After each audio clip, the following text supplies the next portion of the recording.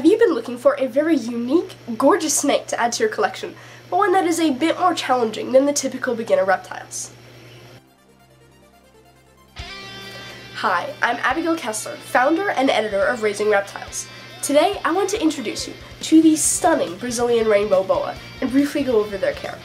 The 3 core points that I'll be talking about today are 1, their habitat needs, 2, why they're actually called Rainbow Boas, and 3, what their presence is like in the pet trade. This is Elliot, my roughly 18-month-old ambassador. He is only about 3 feet now, but these snakes can achieve an adult size of around 5 to 7 feet.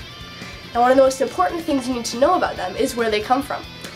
Brazilian Rainbow Boas can be found in Central and South America, which immediately tells you that they love moisture and humidity.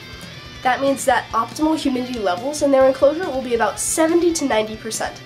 It can be hard, but it also can be achieved using different substrates, mosses, frequent misting, or the actual enclosure type. Now, as far as temperatures go, I provide a 75-degree cool end and an 85-degree hot end.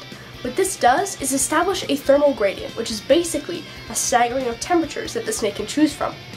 Another important aspect of their care is setting up a hide cave on the cool and warm end, so the snake can go to each end and not feel vulnerable. And lastly, give them a water dish. This will allow them to drink, to soak, and to swim. That is a basic rundown of how to set up a healthy environment for these beautiful animals. Now we'll go over why they're actually called Rainbow Boas. You can't see it, but they actually have microscopic ridges on their scales which act as prisms. So when the light hits them, they reflect color. It's absolutely incredible. They become iridescent.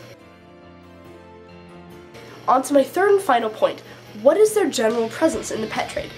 Well, years ago, Brazilian Rainbow Boas were completely imported from Central and South America. Now though, because they've been gaining in popularity, there has been more and more captive breeding, which means that there are now healthier snakes on the market and more research regularly being done about them. So you might be wondering why I call these guys challenging. They sound amazing, right? Well, one of the most challenging aspects is not only maintaining the humidity level, which is harder than it sounds, believe me, but it's also the fact that a lot of these snakes don't have the best temperaments. Babies tend to be nippy, and you really have to work with them, or else you'll end up with a nasty 7-foot constrictor on your hands. These are positively beautiful snakes to own, and really great reptiles for an intermediate level keeper.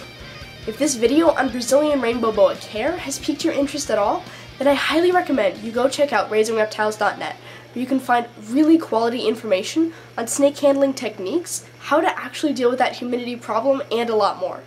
We are a fast-growing community, and I would be absolutely thrilled to have you as a part of it.